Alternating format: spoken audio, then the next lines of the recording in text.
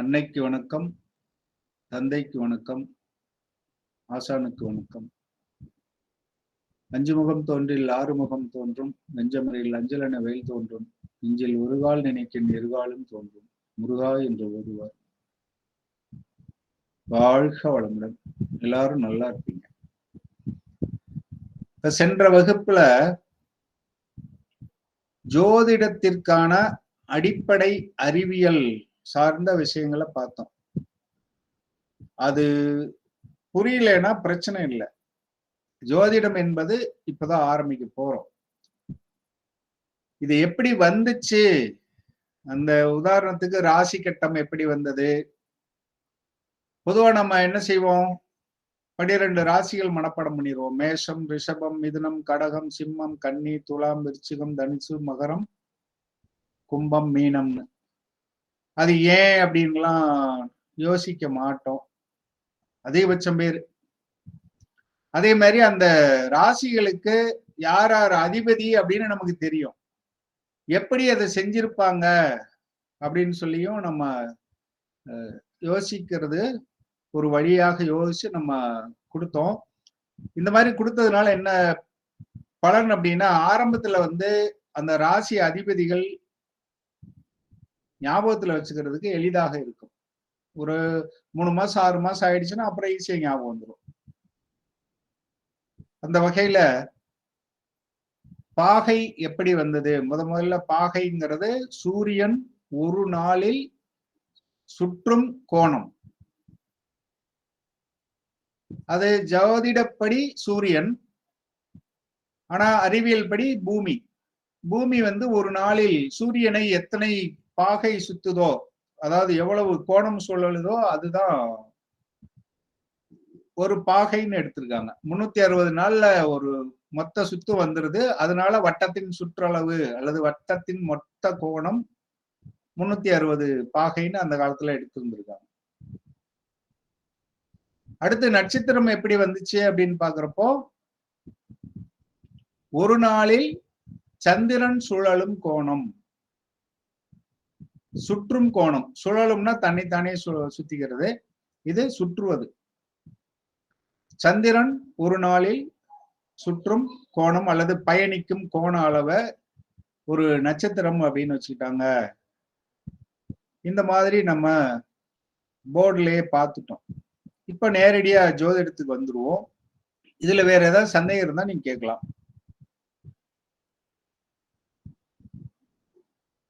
நேரடியா அப்போ ஜோதிடத்துக்கு வந்துடலாமா? வாழ்க வளமுடன். வணக்கம். வணக்கம் வணக்கம். வாழ்க வளமுடன். நம்ம ஜாதக கட்டம் போட்டு ராசி கட்டத்தை போட்டு அப்படியே ஆரம்பிச்சிருவோம். ஸ்கிரீன் தெரியுதான்னு பாருங்க. சரி, இப்போ இதுதான் என்னன்னு சொல்றோம், ராசி கட்டம் அப்படின்னு சொல்றோம். கட்டம்னு சொல்ல மாட்டோம், ராசின்னு மட்டும் சொல்லுவோம். இருந்தாலும் ஆரம்பங்கிறதுனால இங்க யாரும் ஆரம்ப மாணவர்கள் இல்லை, முறைப்படி நம்ம அப்படி கொண்டு போயிடுவோம். இதை ராசி கட்டம்னு சொல்றோம். இதுல 12 ராசிகள் இருக்கு. இந்த ராசி கட்ட முறை இது சதுரம். இந்த முறை தென்னிந்திய முறைன்னு பேரு. தென்னிந்திய முறை. நார்த் இந்தியா எல்லாம் போயிட்டீங்கன்னா அது டைமண்ட் மாதிரி இருக்கும் பாக்குறதுக்கு. அது ஒரு நாள் போர்டுல போட்டு காட்டுறேன். நம்ம இந்த முறை தான் தென்னிந்தியாவில் ஃபாலோ பண்றோம். இப்போ முதல் ராசி இந்த ராசியை முதல் ராசின்னு எடுத்துக்கிறோம். அதுக்கு பேரு மேஷம். இத மேஷம்னு சொல்றோம். எல்லாருக்கும் தெரிஞ்சதுதான், அதனால கொஞ்சம் வேகமா போயிடுறேன். ஸ்லோ பண்ணணும்னு சொன்னீங்கன்னா கொஞ்சம் ஸ்லோ பண்ணிக்கலாம். அடுத்து ரிஷபம், அதுக்கு அடுத்தது மிதுனம்,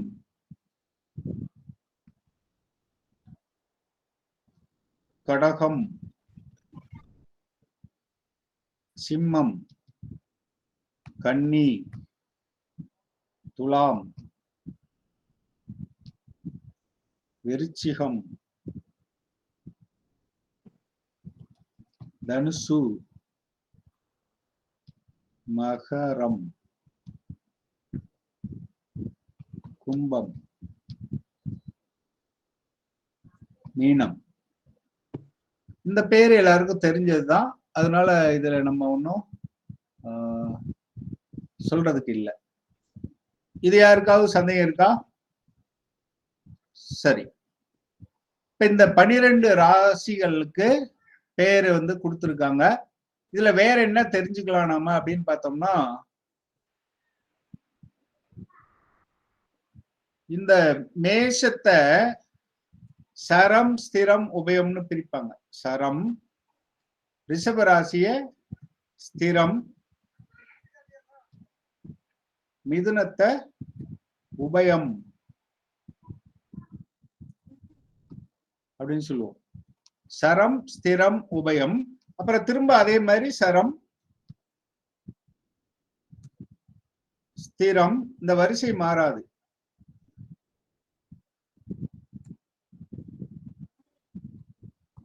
உபயம்.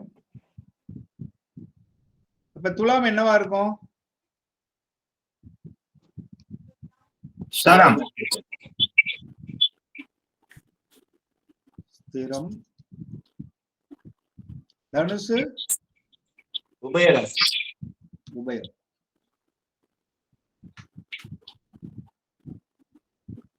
இதுல ஒண்ணு கவனிங்க, இந்த உபயம் எங்க வருதுன்னு பாத்தீங்களா? 4 கார்னர்ல வருது சார். 4 கார்னர்ல வருது. அப்போ கார்னர்ல இருந்தா அது உபயராசின்னு ஈஸியா ஞாபகம் வச்சுக்கலாம். மீண்டும் சரம் ஸ்திரம்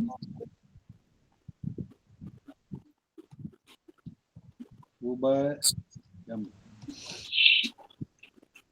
இது எதுக்கு சார் சரம் ஸ்திரம் உபயம்னு வைக்கிறாங்க? இது எதுக்கு சரம் ஸ்திரம் உபயம்னு வச்சாங்க அப்படின்னு பார்த்தோம்னா, இதை வச்சுக்கிட்டு பலன் எடுக்கலாம். இது தேவையா இல்லையா அப்படின்னா, இதெல்லாம் பயன்படுத்தும் போது இன்னும் துல்லியமாக நமக்கு பலன் கிடைக்கும். அப்படி என்ன துல்லியமான பலன் இதுல எடுக்க போறீங்க ஐயா அப்படின்னா,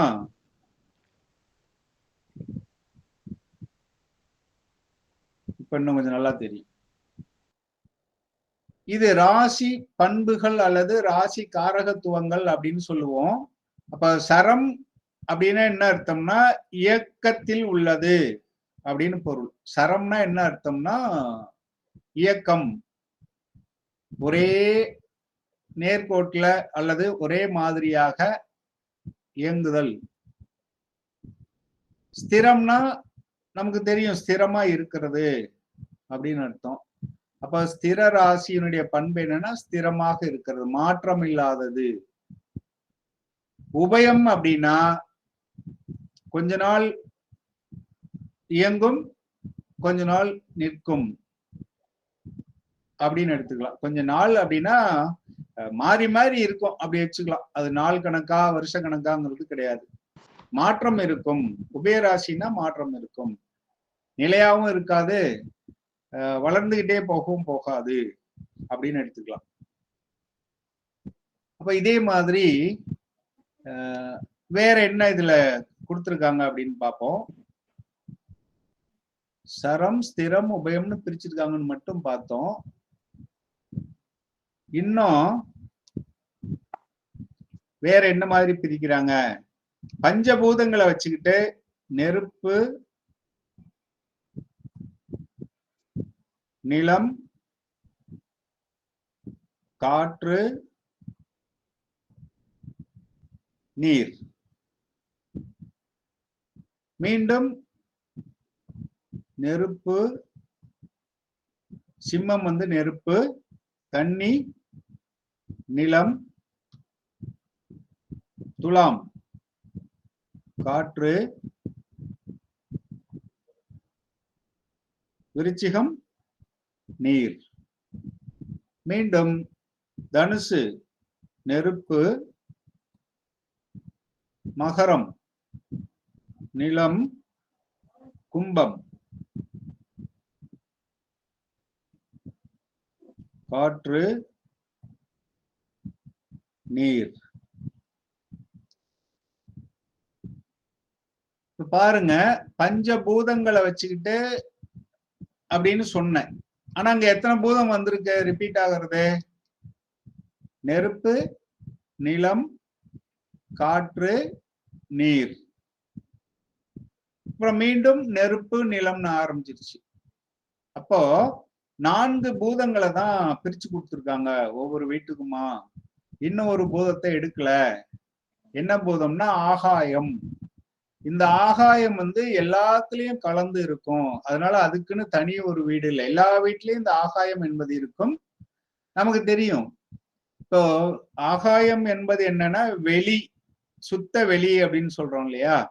அந்த வெளிங்கிற இதுலதான் நீர் இருக்கு, காற்றும் அதுக்குள்ளதான் இருக்கு, நெருப்பும் அதுக்குள்ளதான் இருக்கு. இப்ப நீர் எங்க இருக்குன்னு கேட்டா கடல்ல இருக்குன்னு சொல்லுவோம், அல்லது கிணத்துல இருக்குன்னு சொல்லுவோம். இந்த கிணறு எங்க இருக்குன்னு பார்த்தா பூமியில இருக்கு. இந்த பூமி மொத்தமா சேர்ந்து எங்க இருக்குன்னு பார்த்தா விண்வெளியில இருக்கு. விண், வெளி. அப்ப எல்லாமே அந்த வெளி அப்படின்னு சொல்லக்கூடிய ஸ்பேஸ்ல தான் இருக்கு.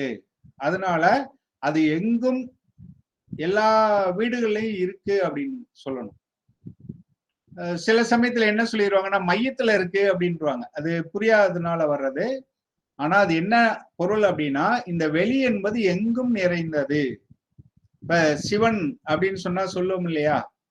இறைவன் அப்படின்னா என்ன சொல்லுவோம்? எங்கும் நீக்கமர நிறைந்ததுன்னு சொல்லுவோம். அந்த வெளி எங்கும் நீக்கமர நிறைந்துள்ளது. இதுக்கு ஜோதிடத்துல எப்படி சார் பொருள் எடுக்கிறதுனா, இந்த வெளியினுடைய பண்பு எல்லா ராசிக்கும் இருக்கு அப்படின்னு எடுத்துக்கணும். எல்லா ராசிகளுக்குமே வெளி, அதாவது ஸ்பேஸ், அதனுடைய பண்பு எல்லா பக்கமும் இருக்கு. வெளி என்பதுதான் இறை நிலை. வேதாத்திரியத்துல சொன்னா அது இறைநிலை அப்படிம்பார் வேதாத்திரி மகரிஷி. அதுல இருந்தா எல்லாமே, ஒன்றுமில்லாத சுத்த வெளியில் இருந்துதான் எல்லாமே தோன்றுது. நீங்க இந்த திருவாசகம் மாதிரி இதெல்லாம் படிக்கும்போது அங்க சொல்லியிருப்பாங்க, ஏதுமில்லாததுல இருந்து தோன்றியது அப்படின்னு சொல்லி, சூனியத்தில் இருந்து. அப்ப பூஜ்ஜியத்துல இருந்துதான் மற்ற எல்லாம் தோன்றுது. இந்த பூஜ்ஜியம் என்பதுதான் வெளி. அப்போ வெளி என்பது எல்லாத்துலயும் கலந்து இருக்கு. அப்ப எந்த ராசியிலுமே இறைவனுடைய தன்மை இருக்கும் அப்படின்னு நம்ம புரிஞ்சுக்கலாம். இதுதான் உயர்நிலை. ஜோதிடத்தை நாம புரிஞ்சுக்கிற உயர்நிலை இதுதான். இதை எதுக்கு இப்படி பிரிச்சு கொடுத்தாங்க அப்படின்னா, இங்க மேஷம் நெருப்புன்னு சொல்றோம். அதே மாதிரி பாருங்க, அதுல இருந்து 5வதாக எண்ணினீங்கன்னா நெருப்பு வந்திருக்கு. சிம்மம், சிம்மத்திலிருந்து 5வது தனுசு, அதுவும் நெருப்பு. அப்ப 1, 5, 9 எல்லாம் ஒரே பண்பா இருக்கு பாருங்க. 1, 5, 9 ஒரு வீட்டுல இருந்து எடுத்தீங்கன்னா, இப்ப ரிஷபம் எடுத்தீங்கன்னா நிலம், அங்க இருந்து 5வது கன்னி நிலம், அங்க இருந்து 5வது மகரம் நிலம். இப்ப ஏன் திரிகோண ராசிகள்னு சொல்றாங்க? இப்ப திரிகோண ராசிகளுக்கு ஒரே பண்பு இருக்கும் அப்படின்னு புரிஞ்சுக்கலாம். அதனாலதான் ஒரு ராசி இயங்கும் பொழுது, அல்லது ஒரு குறிப்பிட்ட ராசியில் இருக்கும் கிரகம் இயங்கும் பொழுது, அந்த ராசிக்கு திரிகோணத்தில் உள்ள கிரகங்களும் இயங்கும் அப்படின்னு சொல்றாங்க. ஏன்னா ஒரே பண்பு. நாடியினுடைய தத்துவமும் இதுதான். பிருகுநந்தி நாடி வகுப்பு நடத்தணும் இல்லையா? அங்க எப்படி சேர்க்கை எடுப்போம்னா, 1வது வீட்டுல ஒண்ணு இருந்துச்சுன்னா 5வது வீட்டு வேலையை செய்யும், 9வது வீட்டு வேலையை செய்யுங்கிற மாதிரி எடுப்போம். எல்லாமே ஒண்ணுதான். 1, 5, 9 3மே ஒரே வீடா கருதலாம்னு நாடியில சொல்லுவோம். வாழ்க வளமுடன். இப்ப மேஷம் நெருப்பு, சிம்மம் நெருப்பு, அடுத்து தனுசு நெருப்பு. 3மே நெருப்புனா வித்தியாசம் இருக்குமா, இல்ல ஒரே மாதிரி நெருப்பாவே இருக்குமா அப்படின்னு பார்த்தோம்னா, மேஷத்துக்கு இதுக்கு முன்னாடி ஒரு பண்பு கொடுத்தோம் இல்லையா? என்ன பண்பு கொடுத்தோம்? மேஷத்துக்கு என்ன? சரம். இங்க என்ன கொடுத்திருக்கோம் சிம்மத்துக்கு? சிம்மத்துக்கு ஸ்திரம். சிம்மம் ஸ்திரம். தனுசு உபயம். உபயம். இப்ப பாருங்க, மேஷம் சரம் அப்படின்னா இது சரநெருப்பு. சார் எக்கோ அடிக்குது. இது யாரோ ஒரு மைக்கே அது ஆஃப் பண்ணிக்கலாம். அப்போ மேஷம் பாத்தீங்கன்னா சரநெருப்புன்னு வரும். முதல்ல நெருப்பா முடிச்சுக்குவோம். சிம்மம் என்னன்னு பார்த்தோம், ஸ்திரம்னு வந்திருக்கும். சிம்மம் ஸ்திர நெருப்பு. அப்ப தனுசு என்ன நெருப்பு, உபய நெருப்பு. உபய நெருப்பு. அவ்வளவுதான். சிவனை பற்றிய பாடல் வரும்பொழுது சினிமால கூட என்ன வரும் அப்படின்னா, ஒன்றானவன், இரண்டானவன், மூன்றானவன், நான்கானவன் அப்படியே வந்துகிட்டே இருக்கும் இல்லையா. அது மாதிரி எல்லா ராசிக்குள்ளேயும் ஒரு பண்பு இருக்கு. ஒரே ஒரு பண்பு எல்லா ராசியிலையும் இருக்கு. அது என்ன பண்புன்னு சொன்னோம், வெளி ஆகாயம் என்ற தன்மை எல்லா ராசிக்கும் இருக்கு. அதே சமயத்துல 2 அப்படின்னு எடுத்துக்கிட்டோம்னா, ஆண், மேஷம் ஆண், ரிஷபம் பெண், இப்படியே ஆண் பெண் ஆண் பெண்ணே வரும். ஆண் ராசி பெண் ராசி அப்படின்னு மாறி மாறி வரும். ரிஷபம் பெண்ணு, மிதுனம் ஆண், கடகம் பெண், சிம்மம் ஆண், கன்னி பெண், துலாம் ஆண், விருச்சிகம் பெண், தனுசு என்ன வரும் ஆண், மகரம் பெண், கும்பம் ஆண், மீனம் பெண். இப்ப பாருங்க 2 வகையா பிரிச்சிருக்காங்க. முதல்ல ஒரே ஒரு பண்பு, அது பிரிச்ச மாதிரி நமக்கு தெரியாது. அப்புறம் என்ன பண்றாங்க, 2 வகையா பிரிக்கிறாங்க. எல்லா ராசிகளையும் ஆண் ராசி பெண் ராசின்னு மொத்தத்தை 2ஆ பிரிக்கிறாங்க. அதுக்கு அடுத்து பாத்தீங்கன்னா 3ஆக பிரிக்கிறாங்க. எப்படி 3ஆ பிரிக்கிறாங்க, சரம், ஸ்திரம், உபயம் அப்படின்னு 3ஆ பிரிக்கிறாங்க. அதுக்கப்புறம் நெருப்பு, நிலம், காற்று, நீர், இப்படி 4 வகையா பிரிக்கிறாங்க. இந்த பண்புகள் எல்லாம் பாத்தீங்கன்னா கலந்து வர ஆரம்பிச்சிடும். ஏன்னா ஒன்னா இருக்கு, அப்புறம் 2ஆ பிரிக்கிறோம், அப்புறம் 3ஆ பிரிக்கிறோம், அப்புறம் 4ஆ பிரிக்கிறோங்கிறப்ப இந்த காம்பினேஷன் வந்துருது. அப்போ சர நெருப்பு, ஸ்திர நெருப்பு, உபய நெருப்பு அப்படின்னு வந்துருது. இப்ப சர நெருப்புனா என்ன, தொடர்ந்து கொஞ்சம் கொஞ்சமா அதிகமாகிட்டே, ஒரு காட்டு தீ பிடிச்சதுன்னு வச்சுக்கோங்க, எப்படி எரியும், முதல்ல லேசா பிடிக்கும், அப்புறம் அப்படியே அதிகமாகும், அப்புறம் அதிகமாகும், கண்ட்ரோல் பண்ண முடியாது. இத பிசிக்ஸ்ல சொல்லணும்னா அன்கண்ட்ரோல்டு ரியாக்ஷன், நியூக்ளியர் பிசிக்ஸ்ல வந்து சொல்லுவோம் பாம். பாம் எப்படின்னா யுரேனியத்தை பார்ட் பார்ட்டா 2 பார்ட்டா பிரிச்சு வச்சிருப்பாங்க. அது ஆனா வெடிக்காது. லேசா இப்ப நம்ம எப்படி அடுப்புக்கு தீக்குச்சி உரசுறோமோ அது மாதிரி ஒரு தீக்குச்சியை உரசுனா பிடிச்சுக்கும். அந்த தீக்குச்சி எதுன்னா வினையை தூண்டுற மாதிரி ஒரு துகளை வேகமா அதன் மேல மோத செய்யணும். அதுக்கான அமைப்பு வச்சிருப்பாங்க. துப்பாக்கி ட்ரிகர் மாதிரி அங்க ஒரு அமைப்பு வச்சிருந்தாங்கன்னா ஆரம்பிச்சு விட்டுட்டா என்ன ஆகும்னா,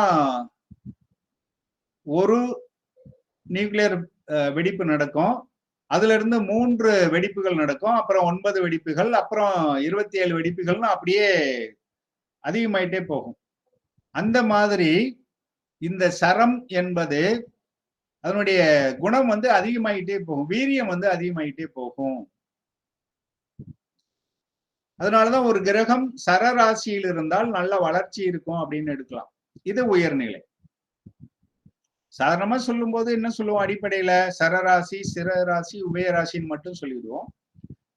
உயர்நிலை வேணும்னு கேக்குறீங்க இல்லையா, இதுதான் உயர்நிலை. நம்ம அதை இங்கேயே சொல்லிடுவோம் அடிப்படையிலேயே. சரம்னா என்ன, அதை எப்படி பயன்படுத்துறோம். ஒரு கிரகம் சரராசியில இருக்கு, இப்ப லக்னாதிபதி சரராசியில இருக்காரு, அப்ப அவர் நல்ல வளர்ச்சி அடைவார் அப்படின்னு எடுத்துக்கணும். ஆரம்பத்துல ஒரு குழந்தையா அவரு பிறக்கும் பொழுது இருந்ததுக்கு காலம் போக போக வயசு ஆக ஆக அவர் நல்ல வளர்ச்சி அடைவார் அப்படின்னு எடுத்துக்கணும்.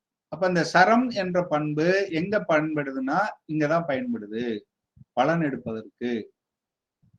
ஸ்திர ராசியில லக்னம் அமையுது அல்லது லக்னாதிபதி உட்கார்ந்துருக்காருன்னா, ஸ்திரம்னா அப்படியே நிலையா இருக்கும்னு அர்த்தம். ரொம்ப மோசமாவும் போறது இல்ல, வளர்ச்சியாவும் இருக்கிறது இல்ல. அல்லது அவர் குணம் மாறவே மாறாது, பிடிவாத குணம் இருந்தா பிடிவாதமாவே இருப்பாரு, அட்ஜஸ்ட் பண்ண மாட்டாரு.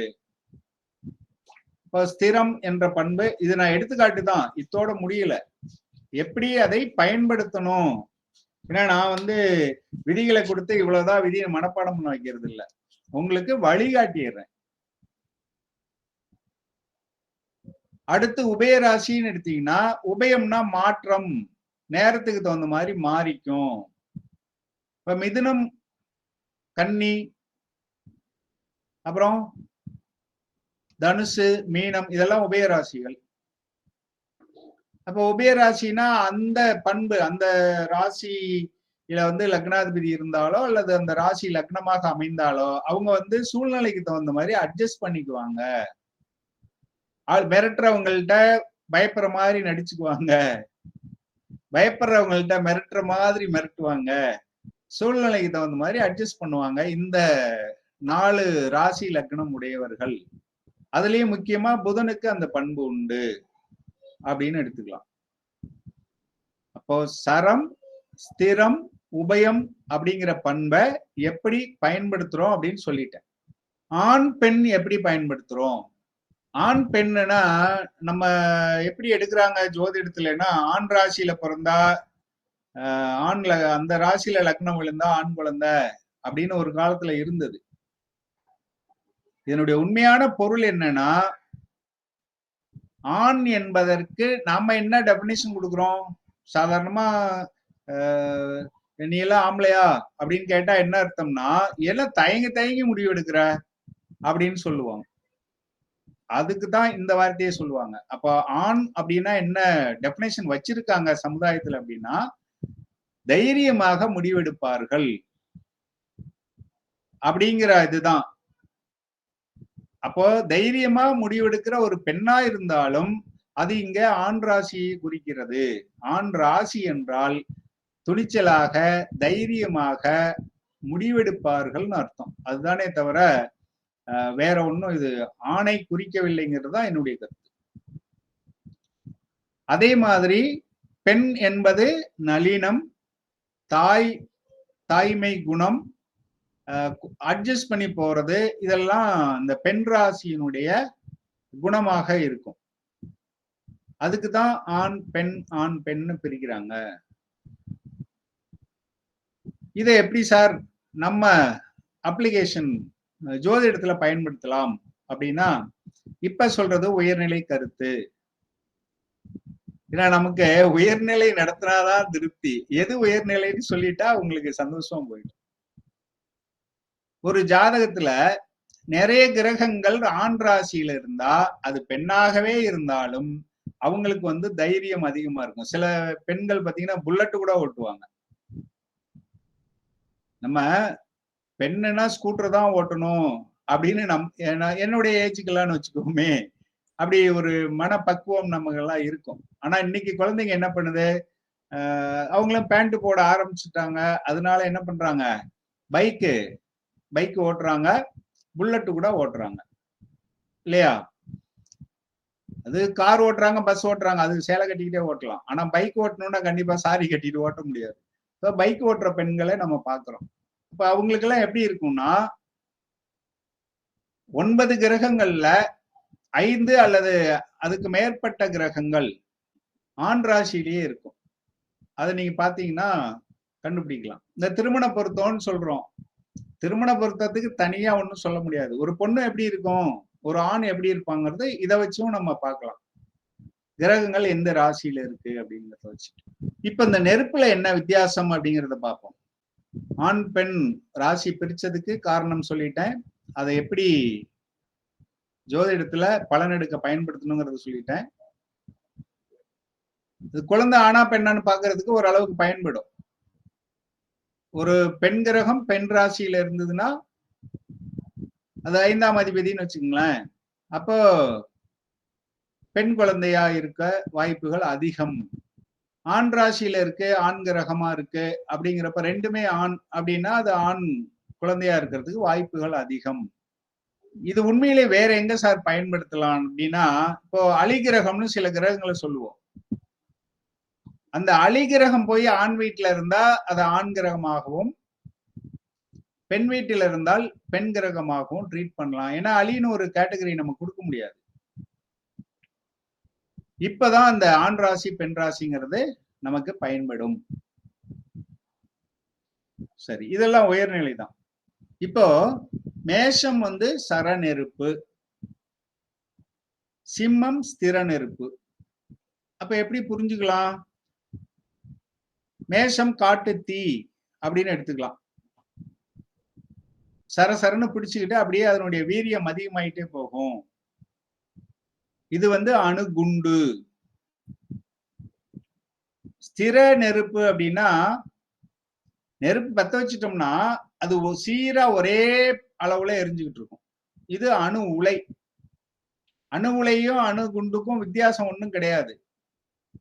அணு உலையில கண்ட்ரோல் ராடுன்னு ஒண்ணு வச்சிருப்பாங்க. ஒரு துப்பாக்கி வெடிச்சதுன்னா அதுல இருந்து 3 குண்டு வரும். அந்த 3 குண்டு போய் இன்னும் இதுல படும்போது அதுல இருந்து ஒன்னொன்னுல இருந்து 3 குண்டு வரும். இப்படியே போயிட்டு இருக்கும். இப்படி போச்சுன்னா அது அணுகுண்டு. அணு உலையில என்ன பண்ணுவாங்கன்னா ஒன்னொன்னுலயே 2 குண்டு எக்ஸ்ட்ரா வர்றத தேக்கிரும். அதான் கண்ட்ரோல் அப்படின்னு சொல்லுவோம். கண்ட்ரோலர், கண்ட்ரோல் ராடு அப்படின்ட்டு.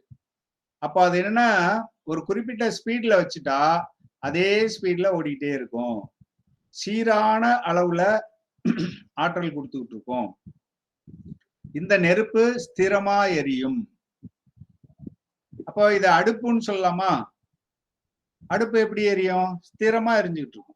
ஒரே மாதிரி எரியும். அதுக்காக சிம்ம ராசியை வந்து அடுப்புன்னு வச்சுக்க கூடாது. ஏன்னா பின்னாடி இதுல குழப்பம் வந்துடும். நான் உதாரணத்துக்கு சொல்றேன்.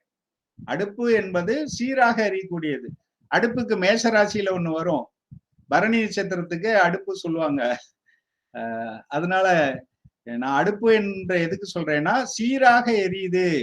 சீராக எரிகின்ற நெருப்பை குறிப்பது சிம்மத்தின் பண்பு. அப்ப உபயம் அப்படின்னா என்ன அர்த்தம்? கொஞ்ச நேரம் சீரா எரியலாம், கொஞ்ச நேரம் அப்படியே அதிகமாகலாம். சூழ்நிலைக்கு தகுந்த மாதிரி மாறி மாறி எரிஞ்சுதுன்னா அது உபய நெருப்பு. அப்ப 3 நெருப்புகளிலும் வித்தியாசம் தெரியும். இங்க எப்படி சார் பயன்படுத்தலாம்? எங்க பயன்படுத்தலாம்? 6 வந்து உத்தியோகம்னு சொல்லுவோம். அப்ப 6ஆம் அதிபதி இதுல எங்கேயாவது ஒரு இடத்துல இருந்தாருன்னா அப்ப இந்த பண்புகள் உள்ள வேலைக்கு அவர் போவாரு. இந்த மாதிரி இடத்துல அவர் வேலை செய்வாருன்னு நம்ம எடுக்கலாம். இது நிறைய காரணிகள்ல இது ஒண்ணு. அல்லது லக்னம் அப்படி அமைஞ்சிருந்தா அவருடைய குணம் இப்படி இருக்கும். இப்ப மேஷம் அப்படின்னா கோபம் வரும், கண்ட்ரோல் பண்ண முடியாது கோபம் வந்தா. ஏன்னா அது வந்து சர நெருப்பு. மேஷ ராசிக்காரர்களுக்கு கோபம் வந்துச்சுன்னா அவங்களால கண்ட்ரோல் பண்ண முடியாது. செவ்வாயினுடைய பண்பு. மிலிட்ரி, போலீஸ் என்ன பண்ணுவாங்க? அப்படியே அட்டாக் அப்படின்னு ஒரு ஆர்டர் கொடுத்துட்டா ஏன்னு கேட்க மாட்டாங்க, எதுக்குன்னு கேட்க மாட்டாங்க. அவங்க பாட்டில் சட சட சடன்னு அடிச்சு, இப்ப ரிசர்வ் போலீஸ்னு வச்சுங்க, அடின்னு சொன்னா அடிப்பாங்க, அவ்வளவுதான். அவன் நல்லவனா கெட்டவனா அதெல்லாம் அவங்களுக்கு முன்னாடி இருக்கிற மாபை கலைக்கணும், அவ்வளவுதான், அடிச்சுக்கிட்டே இருப்பாங்க. கண்ட்ரோல் பண்ண முடியாது. அதே சிம்மம் வந்து பாருங்க, ஸ்திர நெருப்பு, சூரியன், அரசியல். ஒரு அரசியல்வாதிக்கு கோபம் வந்தா என்ன பண்ணுவாரு? அப்படி செய்வாரா? அப்படியே வச்சுக்கிட்டே இருப்பாரு. நேரம் வாய்ப்பு வரும்போது அது செஞ்சிருவாங்க. சிம்மம், சூரியன், அரசியல். இப்ப அவங்களுக்கு வர்ற கோபம் அல்லது அவங்களுடைய வீர தீரம் எல்லாம் எப்படி இருக்கும்னா நிதானமான வீரமாக இருக்கும். இப்படிதான் நம்ம வந்து பயன்படுத்தணும். இங்க உபய நெருப்பு பார்ப்போம். உதாரணத்துக்கு தனுசு. தனுசு உபய நெருப்பு. உபய நெருப்புனா தேவையான போது எரியும், தேவையில்லாத போது எரியாது. அது குருங்கிறதுனால கொஞ்சம் வித்தியாசமா எடுக்கலாம். ஹோமம்னு வச்சுக்கோங்க, ஹோமகுண்டம் என்ன பண்ணுவாங்க, தேவையான பொருத்தி வச்சுக்குவாங்க, எல்லா யாகமெல்லாம் முடிஞ்சதுக்கு அப்புறம் நிறுத்திடுவாங்க. அப்படி புரிஞ்சுக்கணும். சரி, நெருப்புக்கு வித்தியாசப்படுத்திட்டோம். நிலம், ரிஷபம் என்ன நிலம்? ஸ்திர நிலம். ஏன்னா சரம் ஸ்திரம்னு பிரிச்சீங்கன்னா இங்க ஸ்திர நிலம் அப்படின்னு வரும். இங்க உபயம் வரும், மிதுனம் உபயம் வரும். அப்ப உபய காற்று. இப்ப நிலத்தை மட்டும் முடிச்சுக்கோ நம்ம. அப்போ நிலம் பார்த்தோம்னா இங்க உபயம் வரப்போகுது.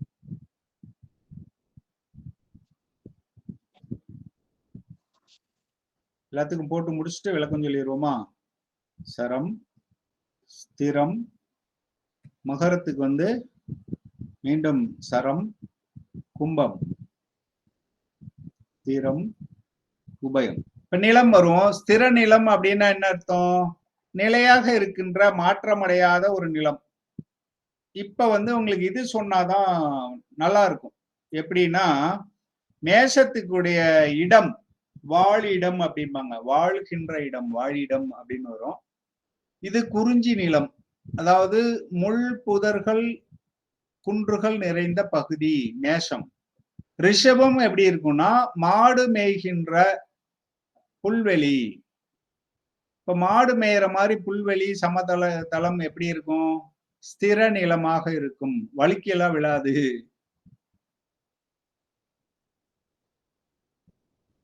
ஸ்திர நிலம். கன்னி உபய நிலம். உபயம்னாவே என்ன சொல்லுவோம்? கொஞ்ச காலத்துக்கு ஸ்திரமா இருக்கலாம், கொஞ்ச காலத்துக்கு சரமா மாறலாம். அப்ப வயல் சார்ந்த பகுதி தான் அந்த மாதிரி இருக்கும். ஏன்னா தண்ணி இருக்க காலத்துல நஞ்சை அடிச்சிருவாங்க, அப்புறம் தண்ணி இல்லாதப்போ காஞ்சி போயிடும். அது அப்போ ஸ்திர நிலமாக இருக்கும். அதான் உபய நிலம். இப்ப ரிஷபம் ஸ்திர நிலம் என்னன்னு பார்த்தோம். கன்னி அப்போ என்னன்னு பார்த்துட்டோம், வயல்வெளி அப்படின்னு பாக்குறோம். அடுத்த நிலம் சர நிலம்னு வருது எங்க? மகரத்துல. மகரம் பழைய முறைகள்ல சொல்லும் போது வண்ணான் வீடு அப்படின்னு சொல்லுவாங்க. அது என்ன பொருள்ல வந்ததுன்னா, தூய்மை செய்யக்கூடிய இடம், சதுப்பு நிலம், அந்த ஆற்று படுகைன்னு சொல்லுவோம். ஆறு கடலில் கலக்கின்ற முகத்துவாரம், அது சதுப்பு நிலமா இருக்கும். அதாவது தண்ணி இருக்குன்னு சொல்ல முடியாது, இல்லைன்னு சொல்ல முடியாத மாதிரி இருக்கும். அந்த மாதிரி இடம் சதுப்பு நிலம். இப்ப நிலத்தை 3 வகையா பிரிச்சுட்டோம், சரம் ஸ்திரம் உபயம்னு. காற்று அடுத்தது. காற்று பாத்தீங்கன்னா முதல்ல எங்க வருது? மேஷம், ரிஷபம், மிதுனம்ல வருது. மிதுனம் உபய காற்று. அப்ப கொஞ்ச நேரம் காற்று வீசும், அப்ப கொஞ்ச நேரம் காற்று வீசாது, அந்த மாதிரி இருக்கிற இடம் உபய காற்றுன்னு எடுத்துக்கணும். அடுத்து காற்று எங்க வருது? துலாம். துலாம்ல சரக்காற்று அப்படின்னு சொல்றோம். அப்ப காத்து வேகமா வீசக்கூடிய பகுதி அல்லது அந்த குணம் இருக்கும். அடுத்து காற்று ஸ்திர காற்று. காத்து அப்படியே நின்றுகிட்டே இருக்கும், எங்கேயும் போகாது. அப்படியே காத்து எங்கேயும் காத்து வீசாம இருந்தா என்ன ஆகும்? உக்கிரமா இருக்குன்னு சொல்லுவோம். அல்லது ஒரு துர்நாற்றம் வந்துச்சுன்னா அது போகவே போகாது. ஒரு வாசனை வந்தாலும் அந்த வாசனையை அந்த இடத்த விட்டு போகாது. இப்போ ஸ்திர காற்றுக்கு அந்த பண்பு இருக்கும். எந்த பண்பு இருக்கோ அதை மாத்திக்காம இருக்கும். நீர் எடுத்துட்டோம்னா கடகம் தான் முதல்ல வருது. கடகம் சர நீர். வணக்கம், வாழ்க வளமுடன். சரம்னா இயக்கம், நீர்னா நீர் தான். அப்ப இயங்குகின்ற நீரை என்ன சொல்லலாம்? ஆறு. இயங்குகின்ற நீரை என்ன சொல்ல போலாம்? ஆறுன்னு சொல்லலாம். அப்ப கடகம் வாழ் இடம் அப்படின்னு சொன்னீங்கன்னா ஆறு மற்றும் ஆற்றை சுற்றியுள்ள பகுதிகள் அப்படின்னு எடுத்துக்கலாம். அடுத்தது ஸ்திர நீர். ஸ்திரம்னா தேங்கி நிற்கின்ற நீர். தேங்கி நின்றுச்சுன்னா என்ன ஆகும்? தண்ணி தேங்கி நின்னா கெட்டு போயிடும். அப்ப இது குளம், கிணறு அந்த மாதிரி எடுத்துக்கணும். இத ஸ்திர நீர்னா கிணறு, குளம். உபய நீர் சொல்லுங்க. ஆறு எடுத்துட்டோம், கிணறு எடுத்துட்டோம், கடல். அலை வரும் போகும், வரும் போகும். அததான் பார்க்கடல். அங்கதான் மகாலட்சுமி இருக்காங்க. அதனாலதான் அங்க மீனத்துல சுக்கிரன் உச்சமாகறதா வச்சிருக்காங்க. இதுல ஏதாவது சொல்லாம இருக்கோமா? சந்தேகம் இருந்தா கேளுங்க.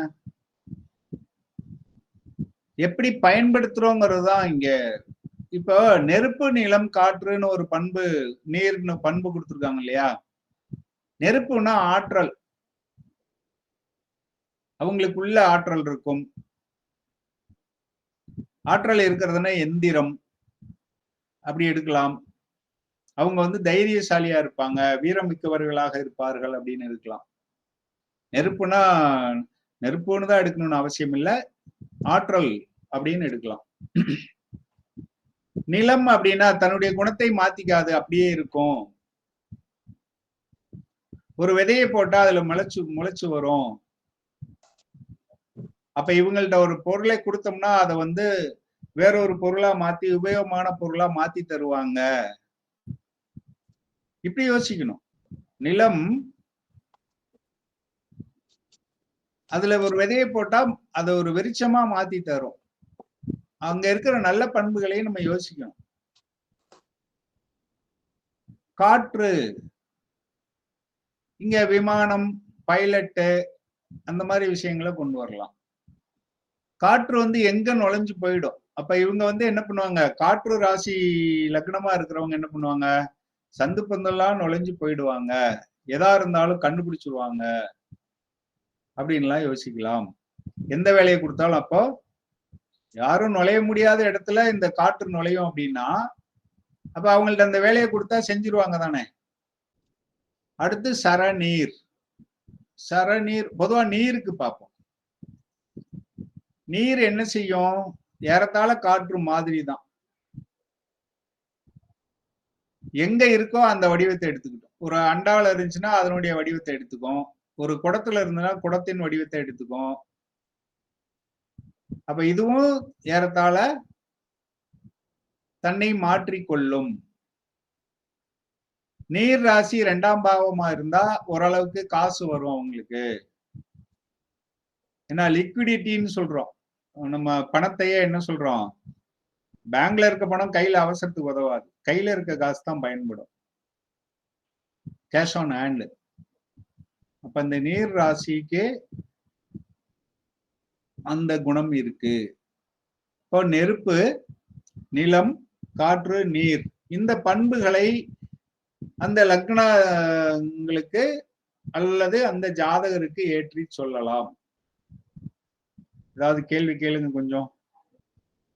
முதல்ல என்ன சொன்னோம்? 1 அப்படி எடுத்துங்க. எல்லா ராசியும் ஒன்றாக ஒரே குணம் எல்லா ராசிக்கும் இருக்குன்னு பாத்தீங்கன்னா அது வெளி ஆகாயம் என்ற தத்துவம் எல்லா ராசிக்குமே இருக்கிறது. 2ஆ பிரிக்கிறாங்க அப்படின்னு எடுத்துக்கிட்டீங்கன்னா ஆண் பெண் அப்படின்னு பிரிக்கிறாங்க. அது வரிசையா வந்துடும். ஆண் பெண், மேஷம் ஆண், ரிஷபம் பெண், மிதுனம் ஆண், கடகம் பெண், இப்படியே வரிசையா ஆண் பெண்ணுன்னு வந்துடும். அது ஆண் பெண் என்பது பாலினத்தை குறிக்கவில்லை, பண்பை குறிக்கிறது. ஒரு ஆணுக்கு பொதுவா என்ன பண்பு இருக்கணும்னு நம்ம நினைக்கிறோமோ அந்த பண்பை குறிக்கிறது. பெண் என்பது பெண்மையை குறிக்கிறது. 3ஆ பிரிச்சோம்னா சரம், ஸ்திரம், உபயம்னு 3ஆ பிரிக்கிறாங்க.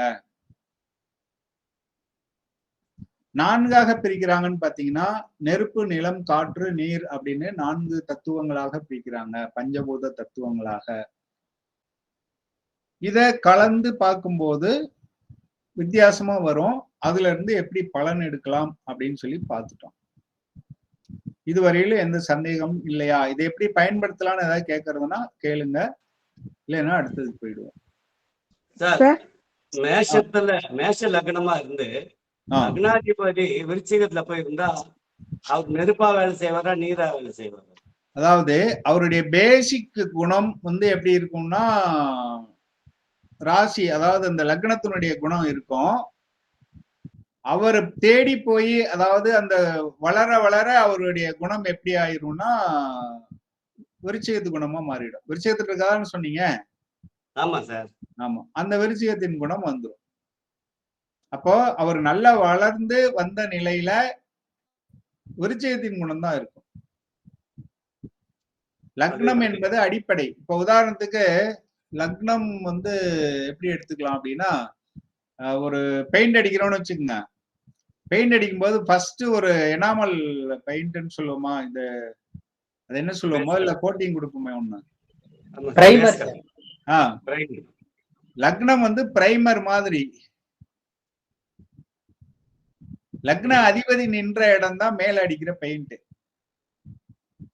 அப்போ இந்த மேல இருக்கிற பெயிண்ட் எந்த அளவுக்கு இருக்குங்கிறது பிரைமருடைய குவாலிட்டியை பொறுத்து இருக்கு இல்லையா? பிரைமரும் பேசும், ஆனா வெளியே தெரியாது. பிரைமர் நல்லா இருந்தாதான் மேல அடிச்சிருக்கிற பெயிண்ட், எனாமல் பெயிண்ட் அல்லது அந்த மேல அடிக்கிற பெயிண்ட் வந்து நல்லா இருக்கும். வெளியே தெரியறது லக்ன அதிபதி எங்க இருக்காரோ அந்த குணம் தான் வெளியில தெரியும். இது திடீர்னு தோணுச்சு, இது நல்ல உதாரணம். இப்படிதான் எடுத்துக்கணும். நல்ல கேள்வி, நல்ல உதாரணம் இயல்பா நமக்கு அமைஞ்சிருக்கு கடவுள் கருணையால. ஐயா, இந்த நட்சத்திரனுடைய பாதங்களுக்கு ஏத்த மாதிரி இந்த இதுவும் மாறும் இல்லையா? நான் சொல்றேன் மாத்தி வரும்போது சொல்றேன். அத நட்சத்திரம் வரும்போது நான் அதை சொல்லிடுறேன். எனக்கு அப்ப சொல்ல மறந்துட்டா கண்டிப்பா சொல்லுவேன், இல்லைனாலும் சொல்லுங்க, ஞாபகப்படுத்துங்க, நான் அப்ப சொல்லிடுறேன். இப்ப சொன்னா குழப்பமாகும். வேற ஏதாவது சந்தேகம் இருக்கா? சரி, கேளுங்க மேடம். சார், இப்ப வந்து நம்ம லக்னம் ஒண்ணு ராசி வேற இருக்கும்ல சார். இப்ப ரிஷப லக்னம்னு வச்சுக்கோங்களேன். ரிஷப லக்னம், அவங்க ராசி வந்து தனுசு ராசினா அப்ப அது எப்படி இருக்கும்? இப்ப நீங்க அந்த லக்னம் சொன்னீங்களே அதிபதி, அதே மாதிரிதானா? அருமையான கேள்வி இது. இதுவும் அதே மாதிரிதான் எடுத்துக்கணும். என்னன்னா சந்திரன் வந்து, அதாவது ராசி என்பது சந்திரன். சந்திரன் மனதை குறிப்பவர். அவருடைய மனம் எல்லாம் இந்த மாதிரி இயங்கும். மனம் இப்படி இயங்கும். லக்னம் என்பது ஆன்மா. அப்ப ஆன்மாங்கிறது நமக்கு தெரியும், ஆள் மனம்னு வச்சுக்கோமே. அல்ல அவருக்குள்ள ஏதோ ஒண்ணு இருந்து இயங்கிட்டு இருக்கும். அது லக்னத்தினுடைய குணத்தை வச்சிருக்கும். ஒரு படத்துல சொல்லுவான்ல, கடைசியில என்னையவே கொலகாரன் ஆக்கிட்டியடாம்பா முதல்வனும் என்னமோன்னு நினைக்கிறேன். அந்த மாதிரி அவன் நல்லது அதாவது தவறு செய்யக்கூடாதுன்னு நினைக்கிறது லக்னம். ஆனா ராசி வந்து மனம். வேற வழி இல்லை, இந்த சூழ்நிலைக்கு செஞ்சுதான் ஆகணும்னு இது மாத்தலாம். அப்போ ராசி குணமும் வரும், லக்னத்தினுடைய குணமும் வரும். லக்னத்தினுடைய குணம் ஆழமா இருக்கும், வெளியில தெரியறது ராசி. அதனாலதான் அந்த காலத்துல வந்து அதாவது பராசரத்திலே என்ன சொல்லியிருக்காங்க அப்படின்னா, உண்மையிலே பராசரர் சொன்னது என்னன்னா, லக்னத்தை பாருங்க, ராசியை பாருங்க, சூரியனையும் பாருங்கன்னு சொன்னார். சூரியனையும் பார்க்கணும், ஆன்ம காரகன். இதெல்லாம் சேர்த்து எடுத்துதான் நம்ம முடிவு பண்ணணும். ரைட், நீங்க சரியா புரிஞ்சிருக்கிறீங்க, சரியானதுதான். அதையும் பார்க்கணும், அந்த குணமும் கலந்துதான் வரும் எல்லாம். ஏன்னா ஒருத்தரை பாக்குறோம், நம்ம இவர் இப்படிதான் நினைச்சிட்டு இருக்கோம், வேற ஒரு நாள் பார்த்தா இவரா இப்படி அப்படின்னு நினைப்போம். அப்ப அது இன்னொரு பேராமீட்டர். சரி, இந்த ரெண்டு தான் அவரு அப்படின்னு நினைச்சிட்டு இருப்போம். இன்னொரு நாள் பார்த்தா இன்னொரு மாதிரி, என்னடா அது அந்த இதுதான் பார்த்தோம், இப்ப இன்னொரு மாதிரியா இருக்காரு, இவருக்குள்ள எத்தனை குணம் இருக்கு அப்படின்னு பாக்குறது இந்த காம்பினேஷன் தான். லக்னம், லக்னாதிபதி, ராசி, ராசி அதிபதி, சூரியன், சூரியன் நின்ற வீடு. 6 காம்பினேஷன் வரும் ஒருத்தருடைய கேரக்டர். மினிமம் 6 காம்பினேஷன் வரும் மினிமம். இதுக்கு மேல அந்த நட்சத்திர பாதங்கள் வேற வரும். இதெல்லாம் கலந்த கலவையாக தான் மனிதன் இருக்கிறான். வாழ்க வளமுடன். வேற கேள்வி இருக்கா? இப்போ அடுத்தது என்ன சொல்லலாம்னு நினைக்கிறேன்னா, இந்த அதிபதிகள் எல்லாம் முதல்லயே நம்ம சொல்லிட்டோம். இருந்தாலும் மீண்டும் சொல்றேன். மேஷத்திலிருந்து ஆரம்பிச்சு வந்தோம்னா செவ்வாய், சுக்கிரன், புதன், சந்திரன். அதாவது மேஷத்துக்கு செவ்வாய் அதிபதி, ரிஷபத்திற்கு அதிபதி சுக்கிரன், மிதுனத்துக்கு அதிபதி புதன், கடகத்தின் அதிபதி சந்திரன், சிம்மத்தின் அதிபதி சூரியன், கன்னிக்கு அதிபதி மீண்டும் புதன், மீண்டும் சுக்கிரன் வந்துருவார். என்ன வீடு இது? துலாம். துலாமின் அதிபதி சுக்கிரன், விருச்சிகத்தின் அதிபதி செவ்வாய், தனுசு இதுக்கு குரு, அடுத்து மகரம் சனி,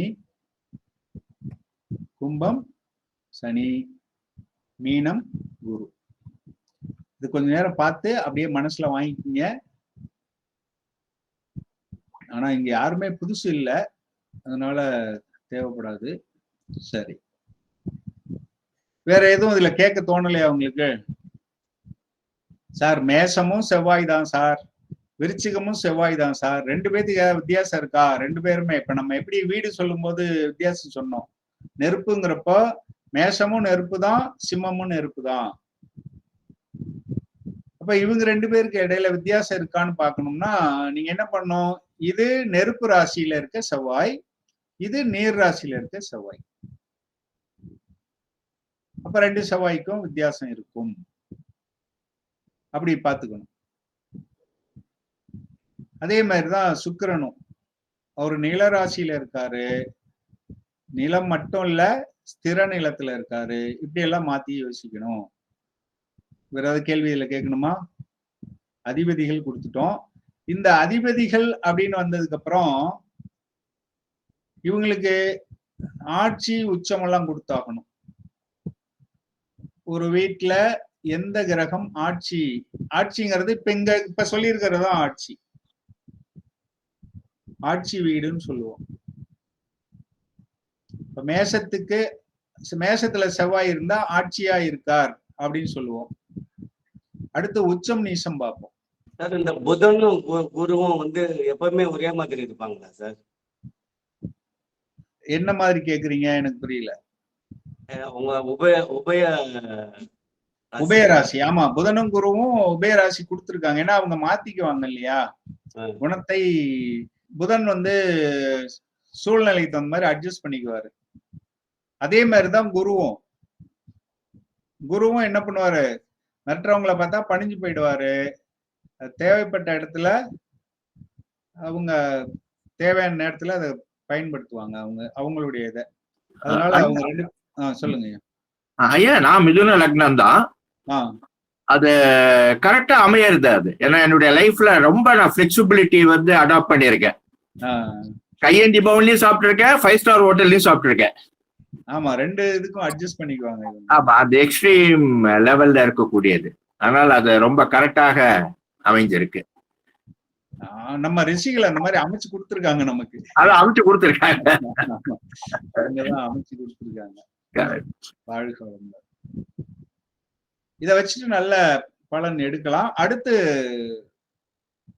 ஆட்சி சொன்னதுனால நம்ம இப்ப உச்சம் சொல்லலாம். முதல்ல சூரியன் எங்க உச்சம் அடைகிறார் அப்படின்னு பாத்தீங்கன்னா மேஷத்துல சூரியன் உச்சம். சந்திரன் எங்க உச்சம்னா ரிஷபத்துல உச்சம். கரெக்டா சொன்னா இத்தனை டிகிரியில உச்சம்னு வரும், அதெல்லாம் கடைசியில பார்ப்போம். இப்போதைக்கு உங்களுக்கு அது கிரக காரகத்துவம் வரும்போது நான் சொல்றேன். ராசி காரகத்துவத்துல எந்தெந்த ராசியில யாராருக்கு எப்படிங்கிறத மட்டும் தெரிஞ்சா போதும். இப்ப நம்ம பார்த்துக்கிட்டு இருக்கிறது ராசி காரகத்துவங்கள். அதுல யார் ஆட்சி எந்த வீட்லன்னு பார்த்தோம். இப்ப உச்சம் யார் எங்க உச்சம் அடைகிறாங்க அப்படின்னு பாக்குறோம். மேஷத்தில் சூரியன் உச்சம், ரிஷபத்தில் சந்திரன் உச்சம். அடுத்து செவ்வாய். செவ்வாய் எங்க உச்சம் அடைகிறாருன்னு பாத்தீங்கன்னா மகரத்துல உச்சம் அடைகிறார். செவ்வாய் மகரத்தில் உச்சம். புதன் கன்னியில உச்சம். அடுத்து குரு. குரு எங்க உச்சம் அடைகிறாருன்னா கடகத்துல உச்சம் அடைகிறார். குரு கடகத்தில் உச்சம். அடுத்து சனி. சனி எங்க உச்சம் அடைகிறார் பாருங்க, துலாம்ல உச்சம் அடைகிறார். ராகு கேதுக்கெல்லாம் சொல்றாங்க நிறைய பேர். எப்படி சொல்றாங்கன்னா, ஒரு சிலர் வந்து அவங்களுக்கு வந்து பாடி கிடையாது, அதாவது உடல் கிடையாது, அதனால அவங்களுக்கு ஆட்சி உச்சம் எல்லாம் கொடுக்க வேண்டியதில்லை இல்லை அப்படின்னு சொல்றாங்க.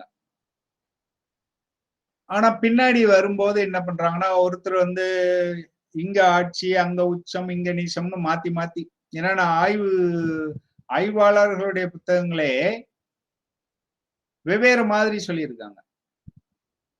பெரிய ஆய்வாளர்கள் அப்படின்றவங்களே வேற வேற இடம் கொடுக்குறாங்க. அப்படின்றப்போ கடைசியா நம்ம கோர்ஸ் இந்த 22 நாள் முடிக்கும் பொழுது யார் யார் என்ன சொல்லியிருக்காங்கன்னு தொகுத்து கொடுத்துட்றேன். நீங்க உங்க இதுக்கு நான் என்ன சொல்லுவேன்னா, அப்படி எல்லாம் எடுக்க வேண்டாம். ஏன்னா அவங்களுக்குள்ளேயே ஒரு புரிதல் வந்து ஒரு முடிவுக்கு வரலைங்கிறப்போ நம்ம ஏன் அதை போய் அப்படின்னு என்னுடைய இது. என்ன ராகு வந்து சனியை போல் ராகு, செவ்வாயை போல் கேது, இது மட்டும் ஞாபகம் வச்சுக்கோங்க. ராகுவின் குணம் வந்து சனியை போல இருக்கும், அதுல பெருசா இருக்கும். கேதுனுடைய குணம் எப்படி இருக்குன்னா செவ்வாய் போல இருக்கும். இதை வச்சுக்கிட்டு செவ்வாய்க்கு எங்க ஆட்சியோ அங்கதான் கேது ஆட்சியா அப்படி இப்படின்லாம் கொண்டு வருவாங்க. இப்ப அந்த குழப்பம் வேண்டாம். சுக்கிரன் விட்டுமா, சுக்கிரன் வந்து எங்க வச்ச முடியறாரு? மீனத்துல வச்ச முடியறார். அவ்வளவுதான். சூரியன், சந்திரன், செவ்வாய், புதன், குரு, சுக்கிரன், சனி. இப்ப அப்படியே 180 டிகிரி மாத்தி போட்டீங்கன்னா அங்க நீசம் அடைவாங்க. நான் அடுத்த கட்டத்துல போட்டாலும் இப்ப ஈஸியா சொல்றேன் பாருங்க. இப்போ சூரியன் மேஷத்தில் உச்சம்னா எங்க நீசம் அடைவாரு? உச்சத்துக்கு 7ஆம் வீட்டுல நீச்சம், இந்த நீச்சம் அடைவார். அவ்வளவுதான். இத புரிஞ்சுக்கிட்டீங்கன்னா அது தனியா சொல்ல வேண்டியதில்ல. அப்ப சூரியன் எங்க நீசம் அடைகிறார்? துலாம்ல நீசம் அடைகிறார். சந்திரன் விருச்சிகத்துல நீசம் அடைவார். செவ்வாய் கடகத்தில் நீசம். புதன் மீனத்தில் நீசம். குரு கடகத்தில் நீசம், சாரி மகரத்தில் நீசம். சுக்கிரன் கன்னியில் நீசம். சுக்கிரன் கன்னியில் நீசம். சனி மேஷத்தில் நீசம். அப்ப ஆட்சி உச்சம் நீசம் மட்டும் ராசி காரகத்துவத்துல நமக்கு போதும். கிரக காரகத்துவம் வரும்போது இன்னும் திக்பலம் அப்படின்லாம் இருக்கு. அந்த மாதிரி விஷயங்கள்லாம் அங்க கிரக காரகத்துவத்துல வந்து பார்ப்போம். அடுத்து ராசி காரகத்துவத்துல நமக்கு பயன்படக்கூடிய ஒரு விஷயம் அப்படின்னு பாத்தீங்கன்னா உருவங்கள். ஒவ்வொரு ராசிக்கும் என்ன உருவங்கள் கொடுத்திருக்காங்களோ அதை வச்சு பலன் சொல்லலாம். என்ன பலன் சொல்லலாம்? என்ன உருவம் கொடுத்திருக்காங்க? மேஷத்துக்கு ஆடு. இது கரெக்டா சொன்னா மலை ஆடு அப்படின்னு வரும். மலைகளில் மேய்கின்ற ஆடு, மறை ஆடு அப்படின்னு சொல்லுவாங்க. நம்ம சாதாரண வெள்ளாடோ அல்லது செம்மறி ஆடோ கிடையாது. அது கொஞ்சம் வித்தியாசமான ஆடு. அதாவது கொஞ்சம் மொரட்டுத்தனம் இருக்குங்கிற மீனிங்ல தான் நம்ம இது. ஏன்னா வீட்டு விலங்கு ஆட்டின் குணம், அதே சமயத்துல அது காட்டு ஆடு அப்படி வச்சுக்கலாம். அடுத்து ரிஷபம். ரிஷபம் என்பது காளை. காளைனா இது என்ன காளை? நம்ம நார்மலா இப்ப எரும மாடு அதெல்லாம் சொல்லுவோம் இல்லையா, அதுல பசுமாடுன்னு நம்ம வந்து பசுவை மட்டும் சொல்றதுல நம்ம நாட்டு மாடுன்னு சொல்றோம் இல்லையா, அதுல காளை. பசுன்னு சொன்னா பெண் மாட்டை குறிக்க ஆரம்பிச்சிரும். அதே சமயத்துல எருமையா இதான்னு சொல்லும் போது நாட்டு மாடு அப்படின்னு எடுத்துக்குவோம். காளை. நந்தி அப்படி எடுத்துக்கங்க. மிதுனம் வந்து சரியா சொல்லணும் அப்படின்னா ஜெமினி அப்படிங்கிறோம். ஜெமினி ஸ்டுடியோ பாத்தீங்கன்னா 2 பேர் நிக்கிற மாதிரி இருக்கும். உண்மையை சரியா புரிஞ்சுக்கணும் அப்படின்னு பாத்தீங்கன்னா ஒரு ஆண் ஒரு பெண் வீணையுடன் வேணா எழுதலாமே, ஒன்றும் பிரச்சனை இல்லை. ஆண் பெண் ஒரு ஆண் ஒரு பெண். இந்த பெண் வந்து கையில வீணை வச்சிருப்பாங்க. 2 பேரும் பேசிக்கிட்டு இருக்காங்க. படத்துல போய் பேசிக்கிட்டு இருக்கிறதெல்லாம் காட்ட முடியாது. இது எப்படி சொல்றேன்னா, சாதாரணமா ரெட்டையர்னு மட்டும் சொல்லியிருப்பாங்க சாதாரண புத்தகங்கள்ல. இது நல்ல உயர்நிலை புத்தகங்கள் பார்க்கும் பொழுதுதான் அதனுடைய விளக்கம் தெளிவா இருக்கும். அதை வச்சு நம்ம பலன் எடுக்க முடியும். இதுல என்ன சார் பலன் எடுப்பீங்க? ஏன் புதனை காதலுக்கு காரகனா சொன்னோம்? இளமைக்கு சொன்னோம். இளமையில என்ன நடக்கும்? அப்ப ஆணும் பெண்ணும் பேசி கொண்டு இருக்கிறாங்க, கருத்து பரிமாறிக்கிறாங்க, கம்யூனிகேஷன். 2 பேரும் பேசிக்கிட்டு இருக்காங்கன்னு ஏன் சொன்ன? பேசுதல் என்பது கம்யூனிகேஷன், கருத்து பரிமாற்றம், தகவல் தொடர்பு. கையில வீணை வச்சிருக்காங்கன்னு சொன்னேன். வீணை என்பது கலைகளை குறிக்கிறது. இசை, பாடல். அப்போ பாட்டு எழுதுறது, பாட்டு பாடுறது, இசையமைக்கிறது எல்லாம் அதுல வந்துருது. கடகம். கடகம் வந்து கடகம்னாவே நண்டுன்னு அர்த்தம். நண்டு. நண்டினுடைய குணம் எப்படி இருக்கும்? அப்படியே வெளியில வந்து வெயிட் பண்ணிட்டு இருக்கோம், அதுக்கு தேவையானதை பார்த்துக்கிட்டு. பிரச்சனை ஏதாவது வந்ததுன்னா நேரா போகாது, சைட்ல போகும். அப்படியே போய் வலைக்குள்ள போகும். நண்டு வயல்வெளியில பார்த்தவங்களுக்கு தெரியும். அப்படியே வெளியில இருக்கும், இப்படி போயிடும் சைட்ல. அப்ப இவங்களுக்கு குணம் எப்படி இருக்கும்? ஒதுங்கி போவாங்க, பயந்து போக மாட்டாங்க. அப்படி எடுத்துக்கணும். ஒதுங்கி போகிறது வேற, பயந்து போறது வேற. இவங்க வந்து வழி விட்டு ஒதுங்கிடுவாங்க. துஷ்டனை கண்டால் தூர விலகு. கடக ராசி, கடக லக்னம் யாரா இருக்கீங்களா? சார். எப்படி ஒதுங்கி தானே போவீங்க? ஆமா சார். அப்படியே ஆனா கவனிச்சுக்கிட்டே இருப்பாங்க, என்ன நடக்குது என்னன்னு எல்லாம் பாத்துக்கிட்டு இருப்பாங்க. ஆனா ஒதுங்கி நின்னு பாப்பாங்க. அடுத்து ஐயா ஒரு சின்ன இது எஸ்கேபிசம்னு சொல்லலாமா? நெகட்டிவ் பாயிண்ட் இல்ல. எஸ்கேபிசம் வந்து ஒரு பொறுப்புல அதிகமான பொறுப்பு வரும் பொழுது அதை கொஞ்சம் தவிர்க்கிறதுக்கு பாக்குறதுங்கிற மாதிரி கொள்ளலாமா?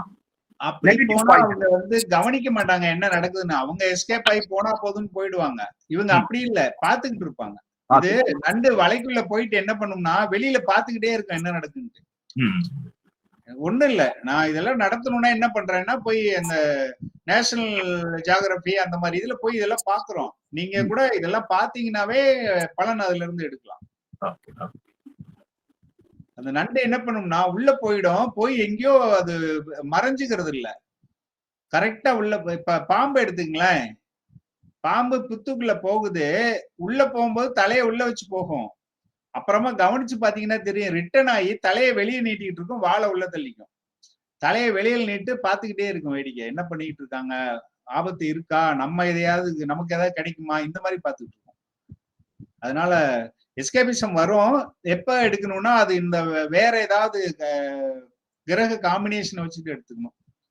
அடிப்படையில நம்ம அப்படி எடுக்கிறதுக்கு சரியா வராது. வாழ்க்கை. அடுத்து இது சிம்மம். சிம்மம்னா சிங்கம். சிங்கத்தினுடைய குணம் என்ன? தலைமை தாங்குதல், பங்கிட்டு கொடுத்தல். சரியா புரிஞ்சுக்கிட்டா ஆண் சிங்கம் வந்து என்ன அதனுடைய உண்மையான வேலை அப்படின்னா இனப்பெருக்கம் செய்யறது மட்டும்தான் ஆண் சிங்கத்தோட வேலை. அதே மாதிரி பெண் சிங்கம் சம்பாதிச்சுக்கிட்டு வந்துச்சுன்னா அதை வந்து பங்கிட்டு கொடுக்கறது, அதாவது தலைமை பண்புன்னு வச்சுக்கோங்களேன். அதனாலதான் சூரியன் அரசாங்க வேலை, அரசியல் இதுக்கெல்லாம் இந்த ராசி தான் நல்லா இருக்கும்னு சொல்றோம். சிம்மம் நல்லா இருக்கணும், சிம்ம அதிபதி நல்லா இருக்கணும் அப்படின்னாங்க. அப்போ இது நிர்வாகம், காட்டுக்கு ராஜான்னு சொல்றோம் இல்லையா, கொஞ்சம் சிம்மத்துக்கு இந்த குணம் வரும். அதுக்குதான் லேசா எடுத்து காட்டினேன். இந்த சிம்மத்துக்கு என்ன பண்பு, அது கிரக அமைப்புகளை பொறுத்து அந்த இனப்பெருக்கத்தில் நாட்டம் அதிகமா இருக்குங்க. ஏன்னா அதுவும் நெருப்பு ராசி இல்லையா. நீங்க அந்த சிங்கத்தினுடைய உடல் உறுப்புகள், அந்த அங்கங்களை எல்லாம் பார்த்து கூட கொஞ்சம் நம்ம இப்படி இருக்கும்னு சொல்லி கொண்டு வர முடியும். சின்ன சின்ன மாற்றங்கள் தெரியலாம். அந்த நெற்றி சிங்கத்துக்கு இப்படி இருக்கும் இல்லையா, அப்படி அது எடுக்கலாம். சமயத்துல ஏறு நெற்றியா இருக்கும் அப்படின்னு எடுக்கலாம். அப்புறம் குழந்தைங்களுக்கு, சில குழந்தைங்களுக்கு வந்து, அதாவது மற்ற கிரக அமைப்புகள் சேரும் பொழுது, சிங்கத்துக்கு நீங்க அந்த இதுல பாத்தீங்கன்னா அந்த டெஸ்டிஸ் வந்து பின்னாடி காலுக்கு பின்னாடி பக்கம் தள்ளி இருக்க மாதிரி இருக்கும். இன்னொரு முறை சொல்லுங்க சார். டெஸ்டிஸ்ன்னு சொல்றோம் இல்லையா, அப்படின்னா சார் விதை, விரைகள் வந்து கொஞ்சம் காலுக்கு வெளியில இருக்க மாதிரி இருக்கும் சிங்கத்துக்கு. மத்ததுக்கு பொதுவா பாக்குறத விட இதுக்கு கொஞ்சம் இந்த பின்னாடி தள்ளி இருக்க மாதிரி இருக்கும். அப்ப உடல் அமைப்புகள்ல இவங்களுக்கு அதுல சின்ன லேசா மாற்றங்கள் இருக்கலாம் தான். ஏன்னா இது இந்த ஒரு ராசி மட்டும், ராசியினுடைய பண்பு மட்டும் அதை முடிவு பண்ணாது. 8ஆம் இடம் எல்லாம் வரும். சரி, அப்போ எதுக்கு நான் கைட் பண்றேன் அப்படின்னா, அந்த சிங்கத்தை கவனிச்சீங்கன்னா அதுல இருந்து இந்த சிம்ம ராசியினுடைய பண்புகளை ஃபுல்லா எடுத்துக்கலாம். எனக்கு சிம்ம லக்னம் தான் சார். ராசி தான் கடகம். ராசி லக்னம் ரெண்டுக்குமே என்ன பண்பு வரும்னா, அந்த நிர்வாக திறமை இருக்கும் சிங்கத்துக்கு. நிர்வாகம், எதையும் நான் பாத்துக்கிறேங்க, நீங்க செய்யுங்க பாத்துக்கலாம் அப்படின்னு வேலை வாங்குற குணம் அவங்களுக்கு வந்து நல்லா இருக்கும். இப்ப மேஷம் வேலை வாங்குறது மிரட்டி வேலை வாங்கும். சிம்மம் வேலை வாங்குறது எப்படின்னா மேஷத்தை விட நல்லா வேலை வாங்கும், ஆனா வேலை வாங்கின மாதிரியே தெரியாது. என்னங்கய்யா? எனக்கு நல்லாவே வரும் சார். ஆமா, அது இந்த சிங்கத்தினுடைய பண்பு, சிம்ம ராசியினுடைய பண்பு. நிர்வாகம் நல்லா பண்ணுவாங்க, அன்பா வேலை வாங்குற மாதிரி தெரியும், ஆனா வேலை வாங்கிடுவாங்க. அதுதான். ஆனா அது என்ன, சிம்மம் இது மேஷம் என்ன பண்ணுவோம்னா விரட்டி வேலை வாங்கும், அதனால அது வேலையை முடிக்க முடியாம போயிடும். ஆனா இது என்ன பண்ணுவோம்னா தட்டி கொடுத்தே வேலை வாங்கிடும், எல்லா வேலையும் முடிச்சிரும் அதுக்கு முன்னாடி. வாழ்க வளமுடன். இதை எப்படி புரிஞ்சுக்கலாம் அப்படின்னா, ஒரு போலீஸ்காரங்க வேலை செஞ்சா நம்ம சொன்னா பயந்துகிட்டு தான் செய்வோம், ஆனா திருப்தியா செய்ய மாட்டோம் நம்ம, அது நல்லா இருக்காது. ஆனா ஒரு அரசியல்வாதி சொன்னா, கண்ணே உனக்கு என்ன வேணாலும் செஞ்சு தரேன், வா நீ இந்தா என்னோட விசிட்டிங் கார்டு வச்சுக்க அப்படின்னு சொல்லிட்டு ஒரு வேலையை சொன்னாங்கன்னா கை காசை போட்டு செஞ்சிருவாங்க. அதுக்கப்புறம் விசிட்டிங் கார்டை கொண்டு போனா, எப்பா அவரு பாக்குற எல்லாருக்கும் தான் விசிட்டிங் கார்டு கொடுக்குற, அதுக்குன்னு தூக்கிட்டு வந்துருவியா நீ அப்படிம்பாங்க அங்க. அந்த மாதிரி இந்த சிம்மத்தினுடைய பண்பு. அதுக்காக எல்லாரும் அப்படி இருப்பாங்கன்னு சொல்ல வரல, கொஞ்சம் வேலையை நல்லா வாங்குவாங்க, அன்பா வேலை வாங்கிடுவாங்க, அதை சொல்ல வர. கன்னி, கன்னிங்கிறது இது வந்து இதுதான், கன்னி பெண்ணை தான் குறிக்குது. வெர்ஜின்,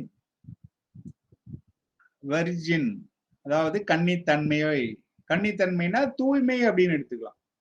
தூய்மை கரெக்டா இருக்குன்னு நினைப்பாங்க, தூய்மையா இருக்கும்னு. தூய்மைனா உள்ள தூய்மை, அக தூய்மை, அந்த மாதிரி. சமயத்துல இந்த திருமணத்துல வந்து தடை ஏற்படுறதும் இவங்களுக்கு சான்ஸ் இருக்கு. மற்ற கிரக அமைப்புகளை பொறுத்து இவங்களுக்கு கொஞ்சம் வாய்ப்பு அதிகம், திருமணம் லேட் ஆகிறதுக்கு இவங்களுக்கு வாய்ப்பு அதிகமா இருக்கு. அடுத்து துலாம். துலாம் அப்படின்னா என்ன அர்த்தம்னா, தராசுன்னு நமக்கு தெரியும். துலாம் தராசு. தராசு எப்பவும் எப்படி இருக்கும், பிசினஸ் மைண்டோட தான் இருக்கும்.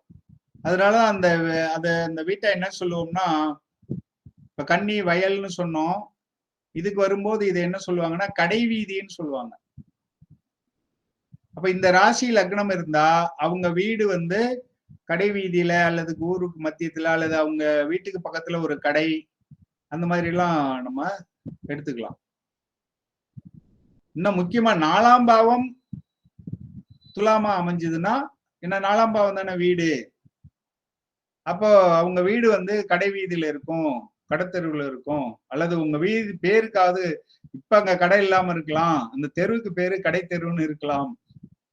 அது எங்க பிரசன்னத்துல ஒரு பொருள் காணாம போச்சு அப்படின்னா கடை வீதி அந்த மாதிரி எல்லாம் எடுக்கிறதுக்கு பயன்படும். தராசை வச்சுக்கிட்டு இன்னும் என்ன பண்பு சொல்லலாம் அவங்கள்ட்ட அப்படின்னா, அதாவது இந்த குணம் முழுசா அப்படியே இருக்கணும்னு அவசியம் இல்லை, கிரக நிலைகளை பொறுத்து மாறும். பிசினஸ் மைண்டடா இருப்பாங்க இவங்க மோஸ்ட்லி. யாரு? துலாம். பிசினஸ், எனக்கு இதை செஞ்சு கொடுத்தீங்கன்னா உனக்கு நான் அதை செஞ்சு கொடுக்குறேன், அப்படின்ற மாதிரி டீல் பேசுவாங்க. முழுமையா அதே குணம் இருக்குமா, எத்தனை % இருக்குங்கிறதெல்லாம் மாறும். ஏன்னா டீல் பேசுறது எல்லா ராசிக்காரங்களும் தான் பேசுவாங்க. மனிதன்னா அது இருக்கதான் செய்யும். இவங்களுக்கு கொஞ்சம் அதிகமா இருக்கும், அவ்வளவுதான். நேர்மையா இருப்பாங்க, அடுத்தவங்க காசுக்கு ஆசைப்பட மாட்டாங்க. அதெல்லாம் பார்த்துக்கணும். எனக்கு உன்னோடது வேண்டாம், நான் என்னோட தரமாட்டேன் அப்படின்ற மாதிரி போவாங்க. நான் ஏதாவது உனக்கு செய்யணும்னா நீ எனக்கு ஏதாவது செஞ்சா நான் உனக்கு செய்வேன்ற மாதிரி இருக்கும் அந்த குணம். பிசினஸ் பண்ணணும், நேர்மையா இருக்கணும். இந்த வைசியால் அப்படின்னு சொல்லுவோம் இல்லையா, அந்த குணம் இருக்கும். நான் ஸ்கூல்ல படிக்கும்போது அங்க ஒரு கடை இருக்கும். பசங்க, எனக்கு நான் சின்ன பையனா இருக்கும்போது என்னோட சீனியர்ஸ் வந்து என்ன பண்ணுவாங்கன்னா, அந்த செட்டியார்கிட்ட போய் அவங்க ஏதாவது ஒரு பொருளை சொல்லி கேளுன்னு சொல்லுவான். நான் போய் அண்ணா துவரம் பருப்பு இருக்கா அப்படின்னு கேட்டேன்னா உளுந்தம் பருப்பு இருக்கும் பாரு அவரு. இல்லைங்கிற வார்த்தையை பயன்படுத்த மாட்டாங்க அவங்க. அது வந்து இப்ப இருக்கவங்க மாறி இருக்கலாம், பழைய அவங்க எல்லாம் அந்த வைசியால் வந்து கரெக்டா இல்லைங்கிற வார்த்தையை பயன்படுத்தவே மாட்டாங்க. அந்த மாதிரி வைசியால் தன்மை இங்க இருக்கும். வியாபாரம்ங்கிறது அதுதான். தராசுங்கிறது நேர்மை, அதை குறிக்கும். பஞ்சாயத்து, இது வேற என்ன எடுக்கலாம், கோர்ட்டு, இவங்க வந்து நீதிபதியாக இருப்பதற்கு வாய்ப்பு இருக்கு, நீதிபதி ஆகிறதுக்கு அப்படின்னு எல்லாம் கொண்டு வரணும். விருச்சிகம் தேல் அப்படின்னா அங்கிருந்து என்ன கொண்டு வரலாம், தேலுடைய பண்பெல்லாம் அவங்களுக்கு கொண்டு வந்துடணும். தேல் என்ன பண்ணும், பிரச்சனைனா எஸ்கேப் ஆகி போயிடும். எங்கேயாவது போய் அப்படியே ஒரு வலைக்குள்ளேயோ அல்லது இதுக்குள்ளேயோ இருக்கும். ஆனா தப்பித்தவறி கை வச்சா படக்குன்னு போட்டுரும். அப்புறம் அது ஓடுறத பாருங்களேன், துருன்னு ஓடும். நீங்க ஆடு ஓடுறதுக்கும் 2 செவ்வாய்க்கு என்ன வித்தியாசம்னு கேட்டேன் இல்லையா நானு. மேசமும் செவ்வாய் தான், விருச்சிகமும் செவ்வாய் தான். ஆடு ஓடுச்சுன்னா எப்படி ஓடும், கொஞ்ச நேரம் நிக்கலாம், ஓடலாம், குதிக்கலாம், அந்த மாதிரி பண்ணிட்டு இருக்கோம். ஆனா தேல் என்ன பண்ணும், படப்படன்னு ஓடும். அப்படியே தேல் பார்த்தவங்களுக்கு தெரியும். ஏதாவது இடம் சுத்தம் பண்ணும்போது இந்த கல்லு தூக்கி போட்டோம்னா கல்லு கடியில இருக்கும், குடுகுடுன்னு ஓடி போய் மறைஞ்சுக்கும். அவ்வளவு வேகமா ஓடும். அப்போ அவசரப்படுவாங்க விருச்சிக ராசிக்காரங்க, அவசரப்படுவாங்க. டக்குன்னு அந்த மனசுல இருக்கிறத பதுக்கி வச்சுக்குவாங்க, உடனே காட்ட மாட்டாங்க. மேசராசி கோவம் வந்துச்சுன்னா படார்னு ஒண்ணு போட்டுருவாங்க. ஆனா கொஞ்ச நேரத்துல அந்த இதான உடனே மறந்துடுவாங்க. ஒரு 2 நாள் 3 நாள் அதை மறந்துடுவாங்க. ஆனா விருச்சிகம் என்ன பண்ணும்னா, அடிக்காது, வச்சுக்கிட்டே இருக்கும், வாய்ப்பு வரும்போது கொத்தி விடுவோம். தேல் கொட்டுதல். அப்ப நமக்கு புரியணுன்றதுக்காக தான் இந்த மாதிரி உருவங்களை அல்லது விலங்குகளை கொடுத்து நமக்கு அந்த பண்புகள், இவங்களுக்கு இந்த பண்பு இருக்கும்னு சொல்றதுக்கு பதிலா இந்த உருவத்தை கொடுத்துட்டாங்க. அப்ப இவங்க அவசரப்படுவாங்க, விருச்சிக ராசிக்காரங்க அவசரப்படுவாங்க, எதையும் உடனே செய்யணும்னு நினைப்பாங்க. கோபம் வந்தா உடனே காட்ட மாட்டாங்க, அப்படியே சேர்த்தி வச்சிருந்து காட்டுவாங்க. முன்னாடியே சொன்னேன், தேங்கிய நீர் கெட்டு போகும்னு. அப்ப இவங்கள்ட்ட வெஞ்சன்ஸ் இருந்துகிட்டே இருக்கும் மனசுக்குள்ள. அப்ப விருச்சிக ராசிக்காரங்க எல்லாரும் இப்படிதானா சார் அப்படின்னு யாராவது சண்டைக்கு வந்துட வேண்டாம். இப்ப அங்க குரு பாக்குது அப்படின்னா அவங்களுக்கு அந்த தன்மை வந்துடும். அல்லது இந்த லக்ன அதிபதி போய் குருவின் வீட்டுல இருக்காரு, அப்பவும் குணம் மாறும். அல்லது போய் எங்க போயிடுறாரு, கடகத்துக்கு போயிடுறாரு, அது தாய் வீடு இல்லையா. காலபுருஷனுக்கு 4ன்னா 4ஆம் பாவம் தாயை குறிக்கும். அப்ப தாய்மையினுடைய பண்புகள் எல்லாம் வந்துடும். அடிப்படையா ராசியினுடைய பண்புகள் சொல்றோம், அது மற்ற காம்பினேஷனை பொறுத்து மாறும் என்பதையும் மனசுல வச்சுக்கணும். அடுத்து இது என்னது, தனுசு. தனுசுனாவே இந்த உருவம் வந்து நல்லா ஞாபகம் வச்சுக்கோங்க. தனுசு நமக்கு வில் அம்புன்னு மட்டும்தான் தெரியும். கீழே ஒரு குதிரை, 4 கால் மிருகம், அடுத்து மனிதன், கழுத்துக்கு மேல மனிதன் வில் அம்புடன். அப்ப இதை வச்சு அந்த குணத்தை சொல்லலாம். குதிரை என்பது எப்பவும் ஆற்றலை குறிக்கும். இன்னைக்கும் நம்ம மோட்டார் அதெல்லாம் ஹெச்பின்னு தான் சொல்றோம், ஹார்ஸ் பவர்ல தான் சொல்றோம். அப்ப இவங்களுக்கு ஆற்றல் இருக்கும். மிருகம் மாதிரி உழைக்கிறான்டா அப்படின்னு சொல்றோம் இல்லையா, அந்த மாதிரி அந்த உழைப்பும் இருக்கும். மனிதனுடைய குணமும் இருக்கும். பிளஸ் அம்பு ஏதோ ஒன்ன டார்கெட் பண்ணிக்கிட்டே இருப்பாங்க. ஏன்னா நான் இப்ப அந்த உருவத்தை மட்டும் சொல்லிட்டு போறது வேற, இந்த உருவத்தை பயன்படுத்தி நம்ம எப்படி பலன் எடுக்கணுங்கிறது தான். அப்ப இங்க 3 இருக்கு. ஒரு குதிரை இருக்கு, ஒரு மனிதன் இருக்கான், பிளஸ் வில் அம்பு இருக்கு. அப்போ அவங்க எப்பவும் ஒரு எய்மோடவே இருப்பாங்க அப்படின்னு எடுத்துக்கணும். வில் அம்பு தான் இங்க வந்து எதை குறிக்குதுன்னா, அவங்க ஒரு டார்கெட் வச்சுக்கிட்டு எப்பவும் இந்த வருஷத்துக்குள்ள இதை முடிச்சாகணும், என்னோட இந்த வருஷம் இவ்வளவு சம்பாதிச்சாகணும் அப்படிங்கிற ஒரு குறிக்கோள், அல்லது இந்த வேலைக்கு இந்த வருஷம் போய் ஆகணும், இந்த ப்ரொமோஷன் வாங்கி ஆகணும், இப்படி எல்லாம் இருப்பாங்க. மகரம் வந்து ஒவ்வொரு புத்தகத்திலையும் ஒன்னு போடுறாங்க. ஒண்ணுல ஆடுன்னு போடுறாங்க மகரத்துக்கு, இன்னொன்னுல முதலைன்னு போடுறாங்க, முதலையும் ஆடும் கலந்தும் போடுறாங்க சிலர். முதலை அப்படின்னு எடுத்துக்கிட்டீங்கன்னா அது அப்படியே வந்து என்ன பண்ணும், பாசாங்கு பண்ணிட்டு படுத்திருக்கும்.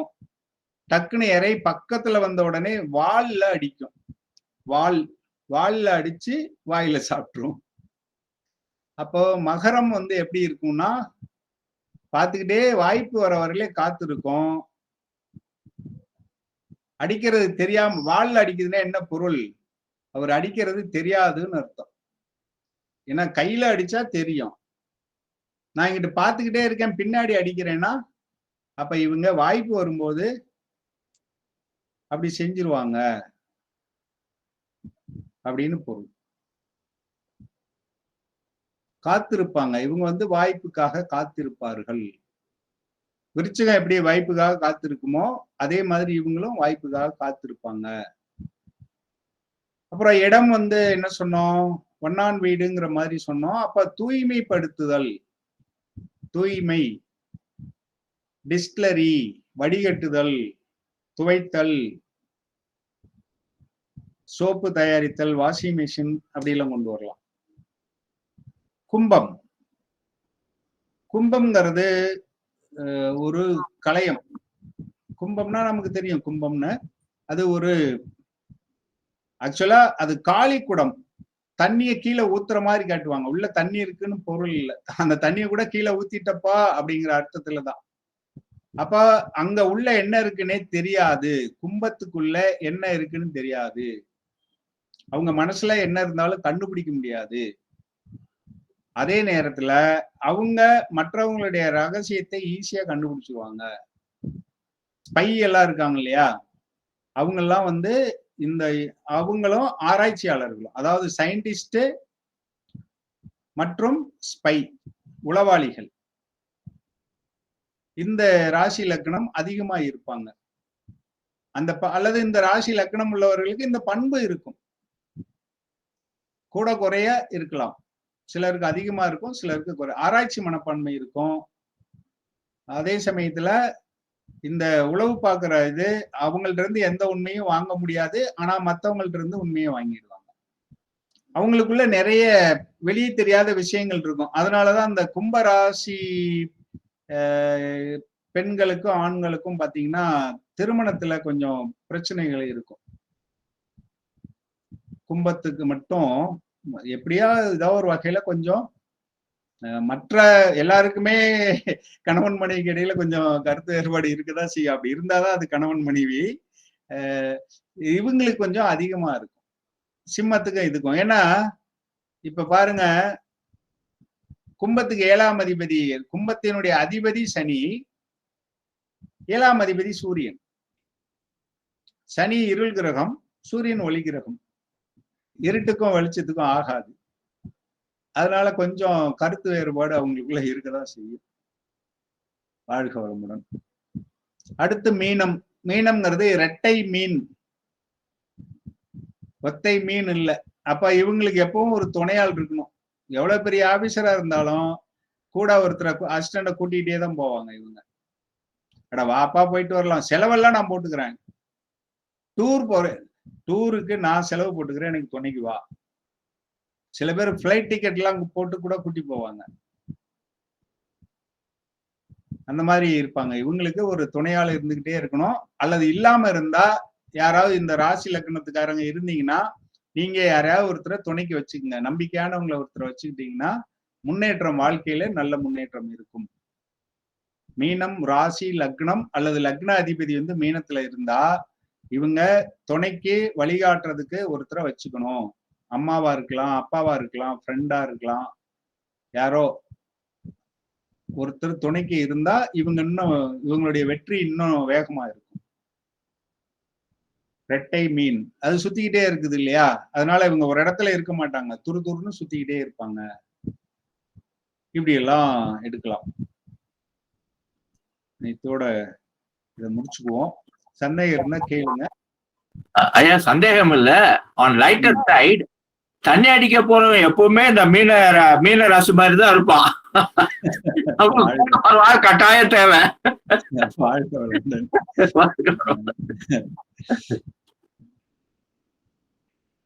அதுவும் நீர் சார்ந்த இடம் தானே சார்? ஆமா, அது நீர், உபய நீர் தான். அது கொஞ்ச நேரம் இருக்கும், அப்புறம் காலி ஆயிடும். உபய நீர் தான் அது. அது சுக்கிரன் குடியிருக்கிற இடம் தான். அதுவும் சுக்கிரன் குடியிருக்கிற சுகம், காம சுகம் மாதிரி தான். அது ஒரு சுகம் தானே. சரி, அதனால அது சுக்கிரன் தான். டாஸ்மாக்ல நாட்டு சரக்குன்னு எடுத்துக்கிட்டா சனி சந்திரன், கொஞ்சம் காஸ்ட்லின்னு எடுத்தா சுக்கிரன் எடுக்கும். அது நம்ம கிரககாரத்துக்கு வரும்போது அதை பார்ப்போம். இன்னும் காய்ச்சறது அப்படின்னா ராகுவை கொண்டு வந்துடணும்.